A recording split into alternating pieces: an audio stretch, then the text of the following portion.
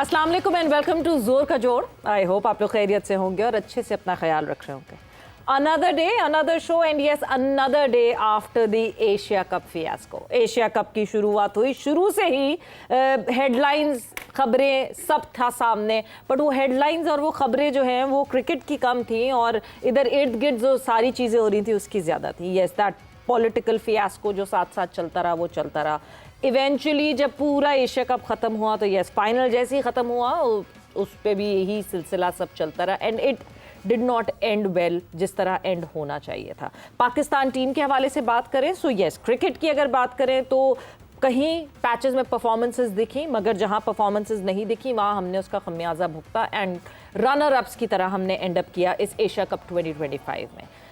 अभी ये सारा ड्रामा ख़त्म हुआ था कि अब हम अगले एक पड़ाव पे आ गए हैं। Again some of the dramas have started and Pakistan cricket board किसी खबर के बगैर कैसे रहे ऐसा हो नहीं सकता। तो एक तरफ जहां पे स्क्वाड का ऐलान किया गया, पाकिस्तान वर्सेस साउथ अफ्रीका के स्क्वाड का ऐलान हुआ, उसके हवाले से तो हमारी डिटेल में बात होगी, मगर साथ ही साथ जो है थोड़ी ही देर बाद पाकिस्तान क्रिकेट बोर्ड ने एनओसीज होल्ड कर दी। जो प्लेयर्स जो कि इंटरनेशनल लीग्स खेलने जाते हैं उनकी एनओसीज होल्ड कर दी गई हैं। They are making sure of it कि नई जी सस्पेंड नहीं की गई हैं, रिवोक नहीं की गई हैं, होल्ड कर दी गई। क्यों होल्ड की है, क्या वजह है, क्या वजूहत है, इन सारे सिलसिलों पे हमारी डिस्कशन होगी। मैं हूँ सबीरा पाशा और मेरे साथ मौजूद हैं मुकद्दस यासीन, और आज शो के अंदर हम इन्हीं टॉपिक्स के ऊपर बात करेंगे। हमारे साथ स्टूडियो में मौजूद हैं उमर कॉल्सन, स्पोर्ट्स जर्नलिस्ट, और हाफिज इमरान, स्पोर्ट्स जर्नलिस्ट। बिल्कुल जी। सो डिस्कशन का आगाज़ करते हैं। सबसे पहले तो Umar, welcome to the show. और जो जिस तरह एशिया कप का तो जो पूरी कहानी हुई वो तो हम मेरे ख्याल से जैसे जैसे शो आगे बढ़ता जाएगा we'll discuss further about it कि क्या हुआ और क्या नहीं हुआ। But the squad, satisfied with the squad? सबसे पहले तो देखिए, कुछ नए नाम डाले गए हैं और आपकी पिचेस ड्राई हैं, पूरी धूप लगी है, पूरा सीजन आपका देखा है आपने, मौसम भी थोड़ा बारिश रही है मौसम में, लेकिन ओवरऑल आपको ड्राई कंडीशन मिलेंगे। यहाँ पे धूप लगी है, काफ़ी पिचेस जो हैं वो ड्राई हो चुकी हुई हैं। ये कह सकते हैं कि पिचेस फ्रेश हैं और आपको दायरा पाकिस्तान हेविली रिलाय करेगा स्पिन पे, बिकॉज पिछले 1-2 साल से आप देख रहे हैं कि पाकिस्तान ने अपने फोकस को शिफ्ट किया है। बिकॉज आपने बारहा सुना है कोचेस को कहते हुए कि हमारी स्ट्रेंथ पाकिस्तान में रहते हुए स्पिनर्स को खेल के साथ हम लोग। तो पाकिस्तान ने जो बीट किया पिछले 2-3 सालों में टीम्स को, वो स्पिन की बेस पे किया और वो एक फॉर्मूला उनको मिल गया है, तो वो फॉर्मूला ही चलेगा आगे। मेरा नहीं ख्याल कि इसके अलावा गुंजाइश है। आपने एक नया नाम देखा होगा, इसमें आसिफ अफरीदी को डाला गया है, तो ये एक्सपेरिमेंट आपको एक क्लैरिटी दे रहा है आपको। आपका स्क्वाड चीख के बोल रहा है कि हम क्या करने जा रहे हैं। यस, शाहीन की वापसी हुई है, उसको पिछले टेस्ट सीरीज में नहीं खिलाया था, but again Pakistan over rely करेगा स्पिनर्स पे।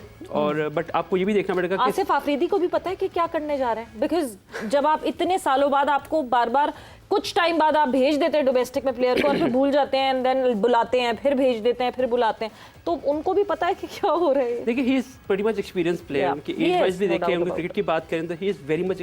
आपको याद होगा लाहौर कलंदर से उन्होंने रिसेंटली सीजन भी खेला था, जबकि लोग उनको बिल्कुल आउटराइट कर रहे थे कि यार ये बंदा जो है इस फॉर्मेट में क्या करेगा। But again he is sensible bowler, उसको पता है क्या करना है और वो हर फॉर्मेट में अपने आप को अडेप्ट कर सकता है, क्योंकि जो एक्सपीरियंस है उसका निमो बदल कोई भी नहीं होता। आप जितनी मर्जी आप बात कर ले, लेकिन ही इज एक्सपीरियंस का है।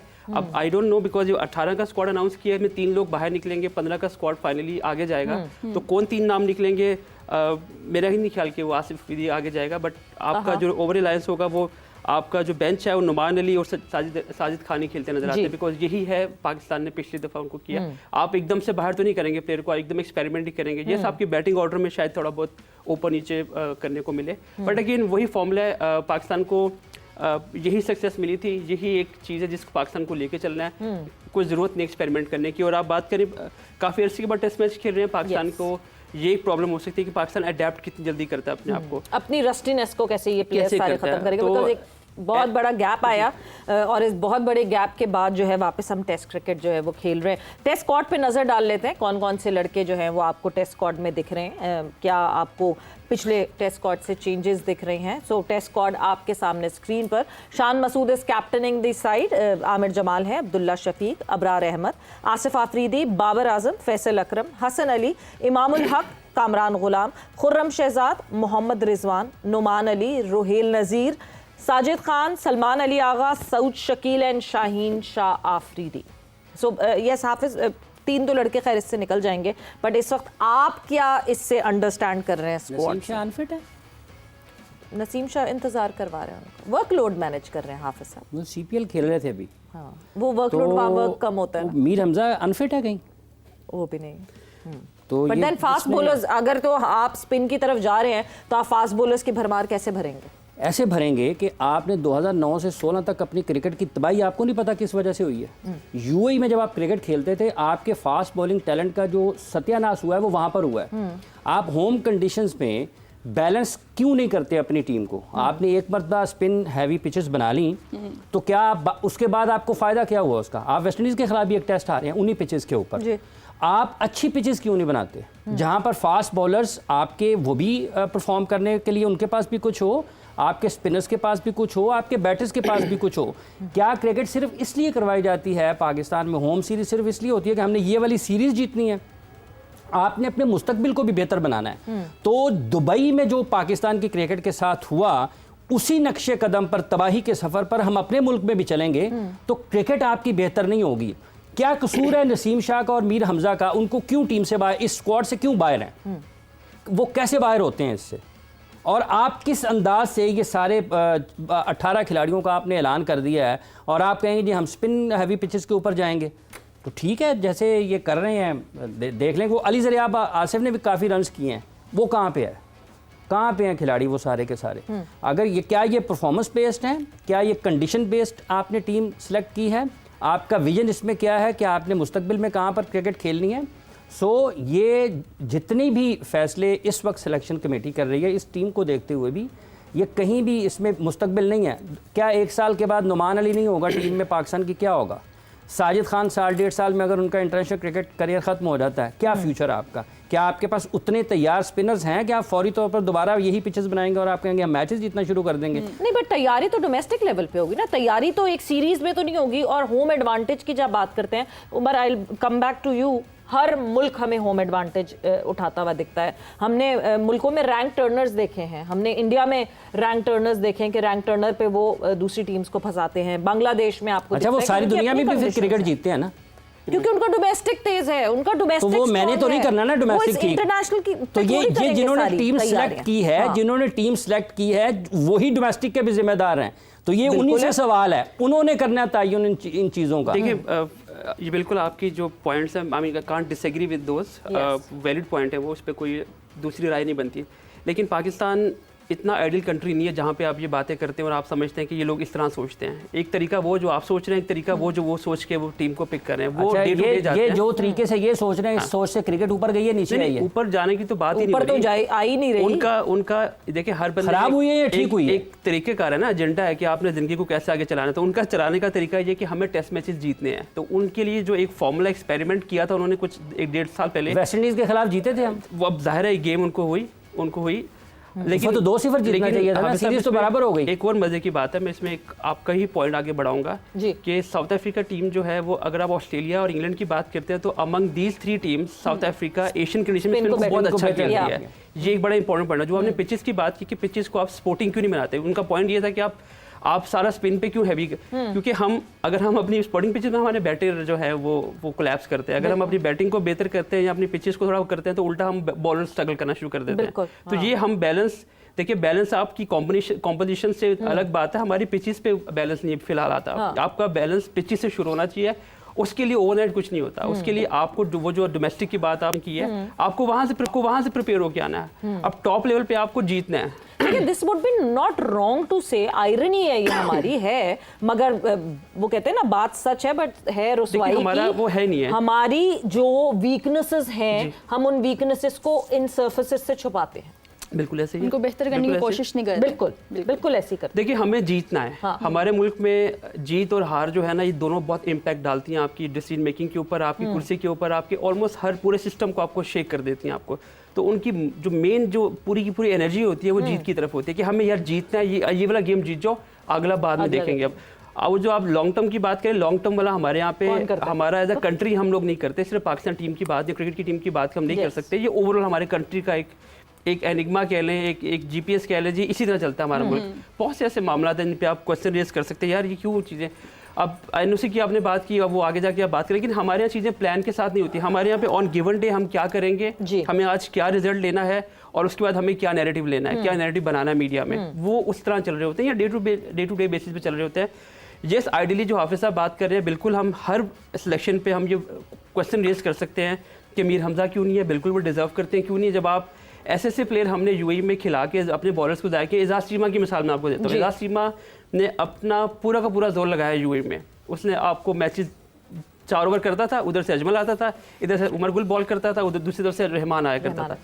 जब उन बेचारों को मिली कंडीशन ऑस्ट्रेलिया या साउथ अफ्रीका, वहाँ से वो ड्रॉप हो जाया करते थे। एजाज चीमा कब गया साउथ अफ्रीका, 2012 की बात करूँ तो ये वो चीज़ें हैं। अब मीर हमजा ड्रॉप हुए बिकॉज उन्होंने ये अखज़ किया होगा, उनकी ये अंडरस्टैंडिंग है कि मीर हमजा इन पिचेस पे हमें सूट नहीं करता, we need someone who can bowl over 140, तो वो शाहीन उसको रिप्लेस कर लेते हैं आके। तो ये वो उनके माइंड में जो आई मीन जो डिस्कशन मैंने की है उनसे, जो मुझे थोड़ी बहुत समझ आती है इनकी लोगों की जो डिसीजन मेकिंग कर रहे होते हैं, तो वो एक वो चीज़ है जिसकी वजह से उन्होंने मीर हमजा को बाहर किया, जो कि अनफेयर है।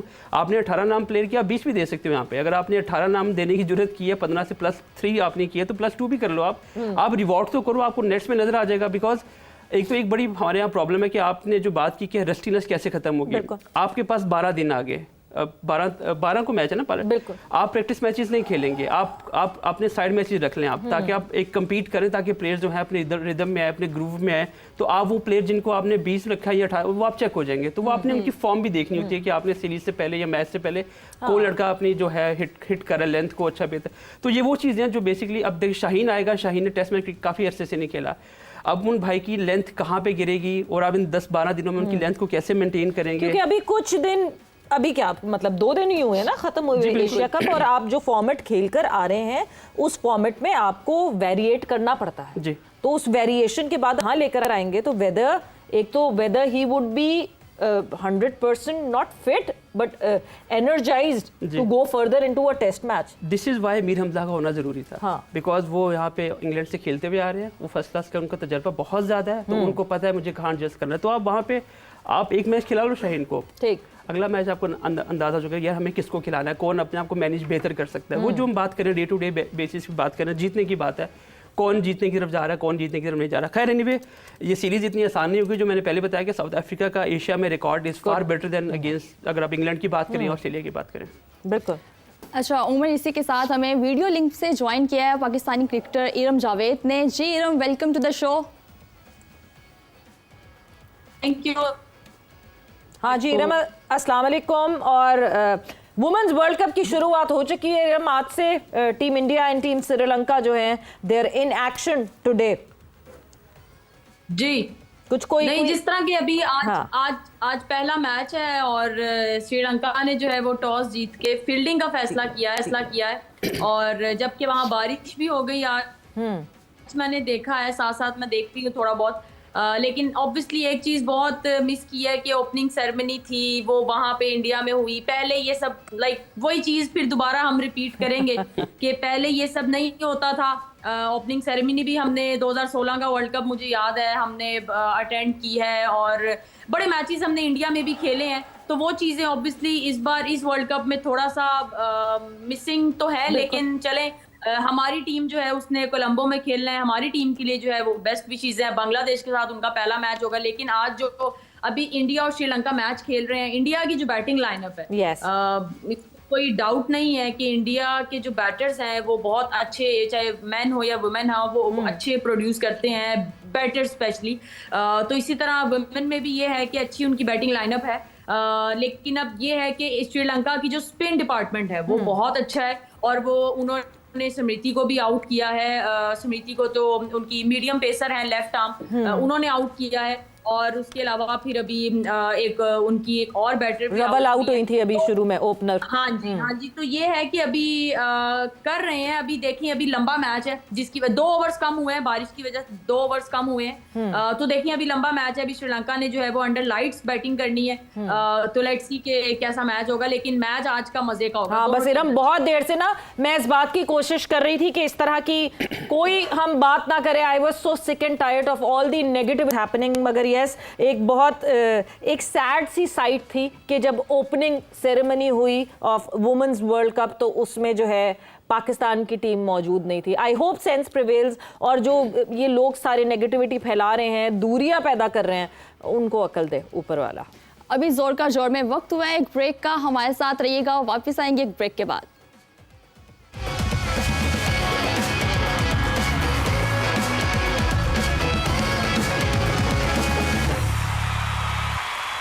Welcome back. आप देख रहे हैं जोर का जोर और हमारे साथ मौजूद हैं उमर कॉल्सन, हाफिज इमरान और इरम जावेद। बिल्कुल जी, जब हम स्क्वाड की बात करते हैं और टेस्ट स्क्वाड की बात कर रहे हैं तो पिछले टेस्ट स्क्वाड पे नज़र डालते हैं, क्योंकि नज़र क्या डालते हैं, मैं आप लोगों को जो चेंजेस हैं वो हम उस पर डिस्कस कर लेते हैं, बिकॉज जो टेस्ट स्क्वाड अभी अनाउंस हुआ है उस पर हमारी डिस्कशन आगे बढ़ रही थी। जो डिफरेंसेस हैं, अगर जब हम प्लेयर्स के डिफरेंसेस देखते हैं, हमें अबरार नहीं दिख रहे इस दफ़ा स्क्वाड में। Abrar is there with the squad. Difference हमें काशिफ अली हमें स्क्वाड में दिख रहे हैं, मोहम्मद अली हमें स्क्वाड में दिखते हैं पिछले, and that is the major difference. बस ये दो ही मुझे देखिए, ये जो अभी जो स्क्वाड अनाउंस हुआ है it's a very easy squad, जिसमें से आप अपनी 11, क्योंकि हमें पता है हमने यहाँ पे क्या करना है। हाँ। समटाइम होता है ना कि आपको पता नहीं होता कि आप एक गेम की कॉन्टेक्स्ट क्या, आप किस डायरेक्शन में जाना चाह रहे हैं। आपको पता है आपकी डायरेक्शन क्या है, आपने स्पिन ड्राई रखनी है, आपने पिचेस ड्राई रखनी है, आपने स्पिन पे ओवरी लाइन, क्योंकि पिछली बार आपने 3 स्पिनर्स खिलाए थे, आपको याद होगा। ये डिबेट काफ़ी गर्मा गर्म रही है, उस डिबेट में हम एक गेम हारे भी थे अगेंस्ट वेस्ट। लेकिन जब आप ऐसी एक्सपेरिमेंट करते हैं जीतने की तरफ, तो अगर एक गेम हार भी जाते हैं तो दैट्स परफेक्टली फाइन, बिकॉज आप एक्सपेरिमेंट कर रहे हैं, आप नया कॉम्बिनेशन ट्राई कर रहे हैं और नया आप मंत्रा निकाल रहे हैं कि अब हमें यहाँ जीतना कैसे। बिकॉज जैसे बताया आपको, जीत इज़ वेरी इंपॉर्टेंट हर बंदे के लिए, चेयरमैन से लेके ऑपरेशन डायरेक्टर से लेके एलसीए से लेके हर टेन्योर के लिए जीत बहुत इंपॉर्टेंट हमारे अंडर। और किसी को हारना जो है सबको पसंद है, जीत हारना सबको पसंद है। मतलब मैं इसको उल्टा लेके जाना चाह रहा था। पॉइंट ये है कि आई मीन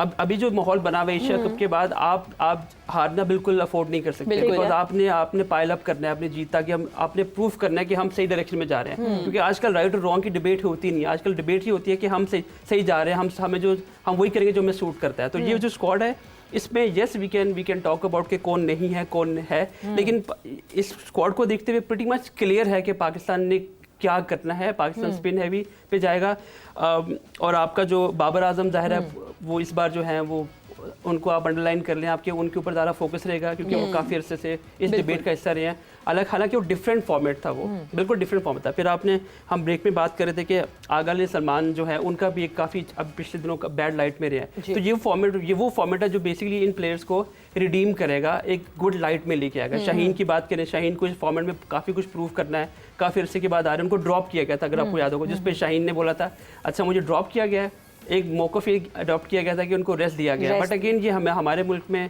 हमारे क्रिकेट में ये जो ड्रॉप और जो रेस्ट देने की जो डिबेट है ना, ये बस किसी को खुश करना है, कोई नाराज़ ना हो जाए तो रेस्ट कह दो उसको। अदरवाइज हमने ड्रॉप किया है तो आप बोलो ड्रॉप किया, ताकि प्लेयर को पता हो कि उसको मेहनत करके वापस आना है। तो बट गलती थी जिसकी वजह से आपको हटाया और आप उसको गलती सही करनी, बट किसको खुश करना किसको खुश नहीं करना उमर, क्योंकि हम जब ब्रेक पर जाने से पहले जो है इरम ने एक बात बहुत इंपॉर्टेंट कही थी, and that was a very sad side, कि आज जब वर्ल्ड कप की ओपनिंग सेरेमनी हुई इंडिया में, तो उस वक्त पाकिस्तान टीम वहाँ पे मौजूद नहीं थी और बाकी सारे टीम्स आपको दिख रही थी, कैप्टन्स आपको दिख रहे थे।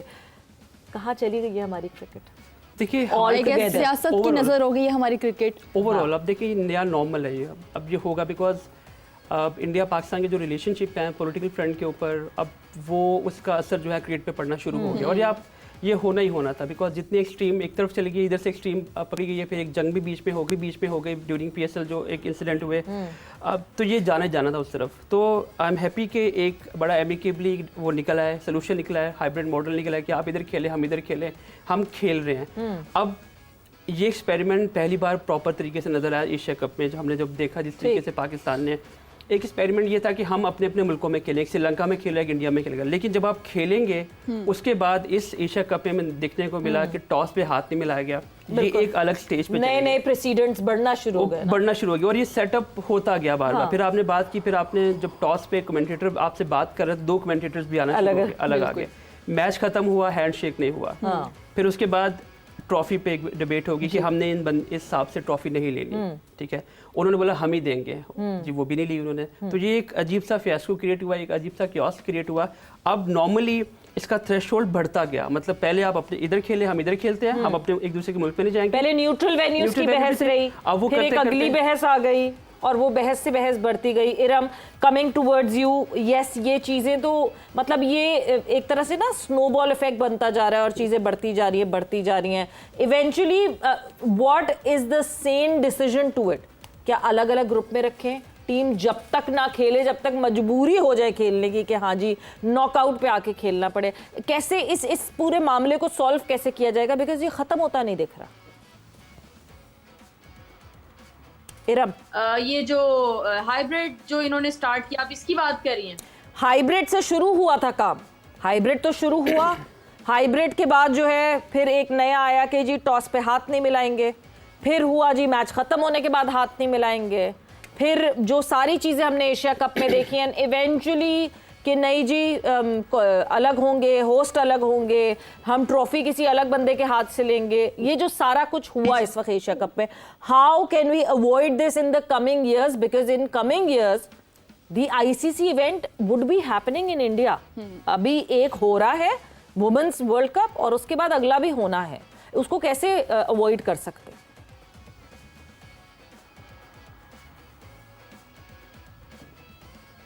जी मेरी आवाज आ रही है? नहीं, अब आ रही है जी।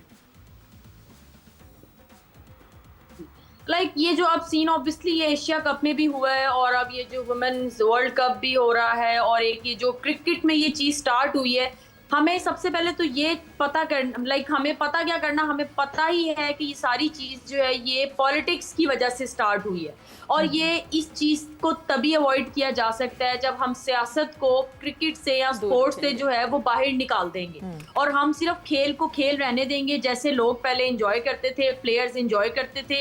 एक हमें समटाइम क्या हर मैच में हमें ओपोनेंट का तो प्रेशर होता ही होता है, लेकिन अब ये एक एडिशनल कह लें कि प्रेशर आ गया है इन सारी चीजों का भी कि जी अब उनसे मिलना नहीं, उनसे बात नहीं करनी, उनको देखना नहीं, ये एक अलग चीज, ये समझ नहीं आता। ये मेरे ख्याल में किसी भी खेल है ये चीज होनी ही नहीं चाहिए और इस चीज को जितना जल्दी हो सके इसको खत्म किया जाए। लेकिन ये कोई पाकिस्तान का बोर्ड इसको खत्म नहीं कर सकता या इंडिया का बोर्ड इसको खत्म नहीं कर सकता। ये जो मेन जो हेड है आईसीसी जो है वो इन सबको मिलाएंगे, इनसे मिलके बातचीत करेंगे और तभी इस चीज से जो है ये जो इतना क्रिएट है कि मैस क्रिएट हुआ है जिसकी जो कि खेल को नुकसान हुआ है जिसकी वजह से। और अभी हमने एशिया कप का फाइनल देखा, वो हमने कल भी बात की कि जो हुआ वो होना नहीं चाहिए था। वो एक कोई गली मोहल्ले की क्रिकेट लग रही थी कि फाइनल हो गया है, फाइनल के बाद इंडिया की टीम वहां पे आधी उधर लेटी हुई है, कोई वहां पे दूसरी तरफ चक्कर लगा रहे हैं, जो चेयरमैन है जो एसीसी के वो स्टेज पे खड़े हैं, वेट कर रहे हैं, ट्रॉफी उन्होंने लेनी नहीं उनसे। तो ये तो एक गली मोहल्ले की क्रिकेट लग रही थी जो साफ सी बात है, ये चीजें होनी नहीं चाहिए। इस चीज बिल्कुल बिल्कुल एक बंदा मसाइल जो है मसाइल बहुत ज्यादा एग्जैचुरेट हो गए। ग्लोबल बॉडी की क्या रिस्पॉन्सिबिलिटी बनती है हाफिज इस सब में? बिकॉज ये तो बढ़ता ही जाएगा अगर आपने मार्जिन दे दिया। इस वक्त तो उनकी यही जिम्मेदारी बनती है कि मजीद तबाही करनी है। इस वक्त उनकी यही जिम्मेदारी है क्योंकि उनको कहा गया कि आपने ये करना है, क्योंकि इस वक्त आईसीसी के जो सरबराह हैं वो जय शाह साहब हैं और जितनी भी अहम ओहदे हैं वहाँ पर वो एक ख़ास नुक्ता नज़र के तहत, ख़ास सोच के तहत वहाँ पर लगाए गए हैं। इस वक्त तो यही है कि उन्होंने इसको मज़ीद बढ़ाना है। अब इसमें हो क्या सकता है? पास में हेड पाकिस्तान से भी आए, पास में जो आईसीसी हेड वो इंग्लैंड से, न्यूजीलैंड से, अलग अलग क्रिकेट आए, बिल्कुल आए, किसी ने ये नहीं किया ना, ऐसा बायस नहीं देखा। तो इस तरह से तो स्पोर्ट्समैन स्पिरिट भी हमें गेम के अंदर नहीं देखने को मिलेगी। बिल्कुल। और जैसे अभी इरम ने कहा, जैसे आपका सवाल था कि इसकी जिम्मेदारी किसके ऊपर आयद होती है, आईसीसी के ऊपर आयद होती है ना। तो उस आईसीसी के चेयरमैन से आप क्या तवक्को कर सकते हैं जो खुद इनिशिएट करता है जंग के दिनों में?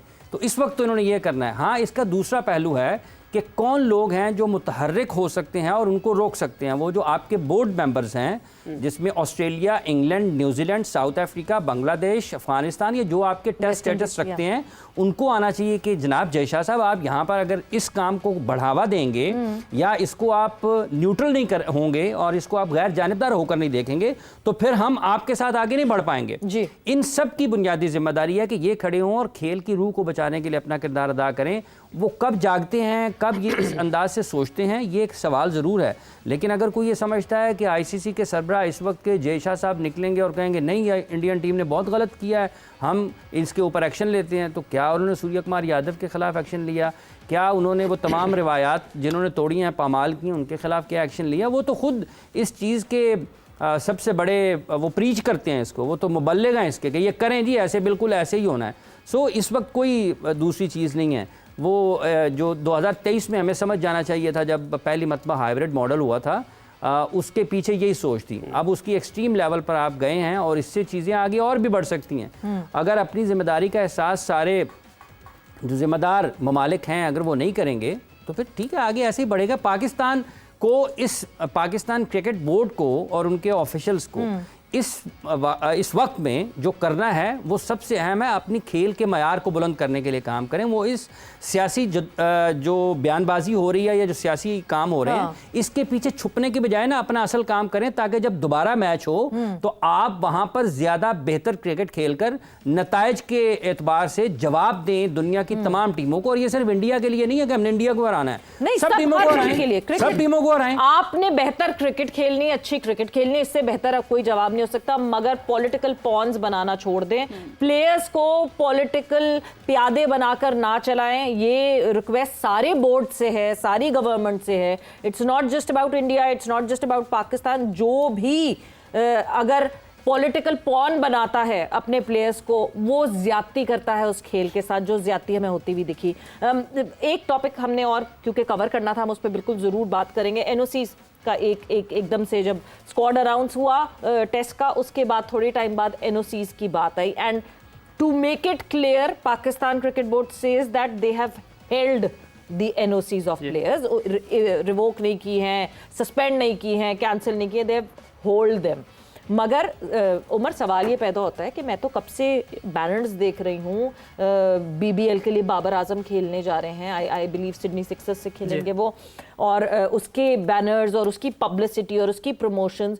इन प्लेयर्स, ये प्लेयर्स कहाँ बैठेंगे इस वक्त? ये प्लेयर्स जो हैं वो इस वक्त जब आपको एनओसी दे दी, फिर आपसे एनओसी ले ली, होल्ड कर ली, ले नहीं ली, फिर दे दी, फिर होल्ड कर ली, तो इनकी रेप्यूटेशन इन दी इंटरनेशनल मार्केट जहाँ पे ये लीग्स के लिए जाती है, वो क्या होगा? देखिए, रेपुटेशन की तो परवाह नहीं है, क्योंकि जो एशिया कप में हुआ वो रेपुटेशन की अगर परवाह होती तो वो ना होता। कोई ना कोई हाई ग्राउंड लेना पड़ता है। और Pakistan has been very great in past age, क्योंकि स्पोर्ट्स पे सियासत को मिक्स करना हम सुनते तो आए हैं, बहुत लोग बोलते हैं, लेकिन पाकिस्तान ने कभी मिक्स नहीं किया। पाकिस्तान हमेशा इंडिया जाता रहा है इसी बेस पे कि हम मिक्स नहीं करना चाहते। लेकिन खैर दोनों गवर्नमेंट ने वही किया जो उनको सूट करता है। मोहसिन नकवी साहब पीसीबी को रिप्रेजेंट तो करते हैं, लेकिन वो गवर्नमेंट को भी रिप्रेजेंट करते हैं, और वो उन्होंने वही किया जो उनको सूट करता था, उनकी कंट्री को सूट करता था, उनकी पब्लिक को जो उन्होंने नैरेटिव बेचना, आवाम खुश हो जाए, उन्होंने भी वही किया। वो उसमें इसको देखने के बहुत से तरीके हैं, लेकिन मेरा देखने का तरीका है कि दो गवर्नमेंट ने वही किया, उनके प्लेयर्स ने वही किया जो उनकी गवर्नमेंट ने उनकी पॉलिसी दी गई उनको कि आपने ये करना है। खैर वो एक डिबेट अलग है। जो आपने एनओसी की बात की थी कि एनओसी में आज सुबह अनाउंस किया गया, आपने अपने स्क्वाड को अनाउंस किया गया, उसमें ऐसे कुछ 1-2 प्लेयर हैं जो बिग बैश के लिए जाएंगे। आपने एक पब्लिक स्टेटमेंट क्रिएट करनी थी, एक हेडलाइन क्रिएट करनी थी कि हम प्रोएक्टिव हैं, हम भूले नहीं है एशिया कप में परफॉर्मेंसेस क्या हुआ है। हाँ। उनके पास ये सोल्यूशन था कि प्लेयर्स को जो है वो एक मैसेज दिया जाए कि हम आपको इस तरह आपकी रेंज को हम खींच सकते हैं। तो ये एक पब्लिक स्टेटमेंट है। जितनी ग्लोरीफाई किया गया था जब एनओसी दिया गया था प्लेयर्स को, ऑस्ट्रेलिया के लिए आपको याद होगा एक लंबी लिस्ट जारी की गई थी। हाँ। ऐसे पहले कभी होता नहीं है। हाँ। इंटरनली की तरफ से लिस्ट आई थी ना, क्योंकि इससे पहले एक आईसीसी की मीटिंग हुई थी जहाँ पे इनकी ऑफ द टेबल जो है इनकी मीटिंग्स होती रही और उस पर बेसिकली आप एक दूसरे के साथ बात करते हो कि हम आपको क्या दे सकते हैं, आप हमें क्या दे सकते हो। तो उन्होंने प्लेयर्स को अपने रिलीज किया था। उन्होंने कहा था हमारे पास उन दिनों क्रिकेट नहीं है, तो हम अपने प्लेयर्स जो अवेलेबल हैं, जो उस मयार पे उतरते हैं, बिग बैश में को लेना चाहता तो वो ले ले। तो तमाम हमारे जो बेस्ट प्लेयर हैं 4-5 जो है वो वहाँ पे साइन अप किए उन्होंने।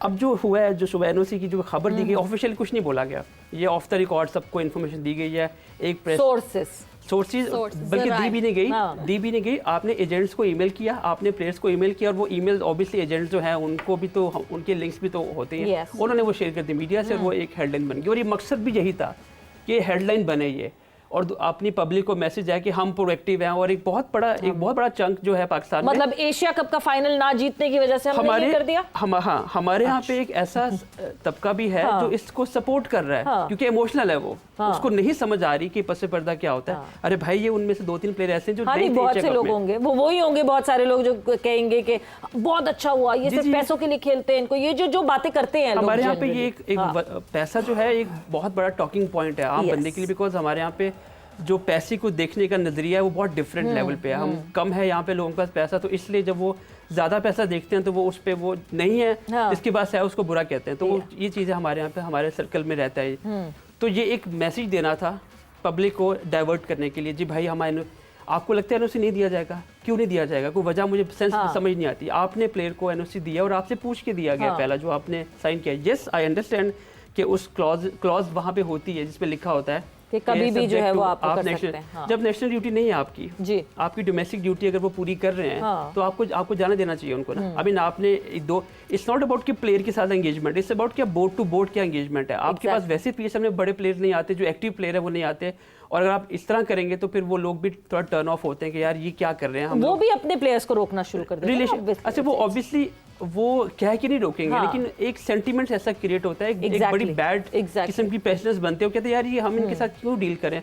और आपको याद होगा कि तो आपको एक लगता है टाइम में कुछ टाइम में मिल जाएगी इनको एनओसी, लड़कों को Obviously मिल जाएगी। ये नीजक रिएक्शन एक दिखाने की कोशिश एक की गई। इमोशनल रिएक्शन था, उन्होंने एक मैसेज देना था जी हम वी आर प्रोएक्टिव और हम असेस कर रहे हैं प्लेयर्स की प्रॉब्लम। लेकिन उनमें बहुत से प्लेयर वो हैं जो एक्चुअली में एशिया कप नहीं खेले। यस शादाब की बात करें, बाबर की बात करें, रिजवान की बात करें, शाहीन की अगर बात करें, Shaheen done very well in Asia cup. How would you assess that कि वो जी हाँ परफॉर्मेंसेस के बेस पे अब हुआ करेगा और ये this is the next thing that is which is fine, but आपका जो किसी प्लेयर को लीग के लिए एनओसी देना, ये आप रिवॉर्ड नहीं कर रहे, उसने अर्न किया है ये। अगर आपको लगता है कि आप किसी प्लेयर पे एहसान कर रहे हो कि जा तो एनओसी हमने दे दी और जाके लीग खेल, ये कोई एहसान या रिवॉर्ड नहीं है, ये उसने अर्न किया है because he is one of the finest player और उसको दुनिया में उठा रहे हैं लोग कि आओ हमारे लिए if Khelo. Anyone is buying him obviously कुछ है उस प्लेयर में तो Exactly. खरीद रहे हैं ना। आप उसको रिवॉर्ड नहीं कर रहे, वो उसने अर्न किया है। वो अब आपके पास बहुत से लड़के और भी बहुत से लड़के इस लिस्ट में, शान भी है, अब्दुल्ला शफीक भी है, ये क्यों नहीं गए? हाँ क्योंकि वो उनको बिग बैश को कौन से प्लेयर चाहिए थे जो पॉपुलर हैं, जो हमारे सिस्टम में आके हमारा यहाँ अच्छा कर सकते हैं। उन्होंने अपनी टीम भी देखनी होती है। तो ये वो चीज़ें हैं। आपको याद होगा कि बहुत टाइम पहले हमारे इंग्लैंड में बहुत से लड़के खेलने जाया करते थे, लीग क्रिकेट खेलने जाया करते थे। काउंटी क्रिकेट में भी काफ़ी ज़्यादा एक रेशियो थी हमारे, अभी भी है लेकिन पहले कुछ ज़्यादा थी। ग्रेड 2 उनकी वहाँ पे थी।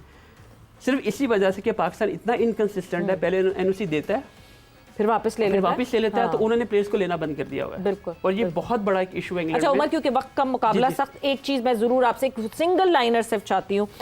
ILT20 की ऑक्शन होनी है, हमारे 3 लड़के उस ऑक्शन में जो है वो हमें दिख रहे हैं पार्ट लेते हुए। October 1st is what tomorrow? हाँ इट्स जस्ट टुमारो। क्या ये 3 लड़के अब ऑक्शन में अवेलेबल होंगे?